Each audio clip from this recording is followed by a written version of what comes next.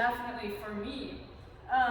So I was like, okay. And then we had Wednesday, we were doing the Awe of God, and that one was like, it was like a similar thing, like change. Like when you fear, the only way you fear God is you have to change your ways of doing things. And so a scripture that stood out to me as I was just studying this week was Philippians 4:8. And it said, summing it all up, friends, I'd say you'll do best by filling your minds and meditating on themes true, noble, reputable, authentic, compelling, gracious. The best, not the worst. The beautiful, not the ugly. Things to praise, not things to curse. So, we all know that the only way to change is to change our thinking. It starts with that simple thought that you let run rapidly within your mind. And this thought can either be negative or positive.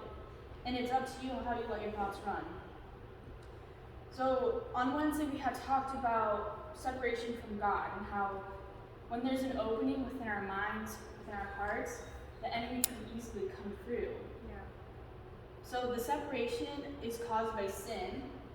That's negative thinking, that's negative emotions like anger or depression or confusion or frustration. An opening can be the music we listen to, the movies we watch. These are things that if they're not of God, they're opening doors in our lives that the enemy can easily come in. And so the enemy sits around waiting for a small opening, and that's all he needs. He just needs one little opening. And if we aren't securely attached to God and his plan for our life, then the enemy will use that opening to take over the way we think. The enemy just plants that one small thought, and we're the ones that let it run rapidly. We're the ones that feed it. We're the ones that nurture it. We're the ones that let it nest within us. So we all know and have the idea of what's that one thing that we let run rapidly, that we shouldn't. And so I guess I'm going to be doing this whole thing, I guess. So there's an example that I had just thought of, and it's like this. So you're inside your house, right? And for some reason your front door is cracked. It's open. You see it's open. And you notice there's a bad guy coming. He's coming and you see him.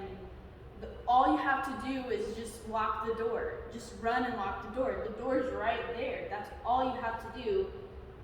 But we get scared and we allow fear to enter our mind, which pushes us away. So instead of just locking the door, we run away from it. And now the enemy can easily enter because it was cracked. You saw it cracked, you knew it was there, but instead of just like, okay, oh my gosh, that's how you protect yourself, right? Yeah. Close the door, lock it, throw the key away if that's what you need to do. And it's the same thing with our thoughts, our things that we know are negative, or even people. People can be negative within our lives. You may love that person, but sometimes you need that break, you need to push them away for that season. And so if you don't do that, then you're allowing them to come in and change the way you think.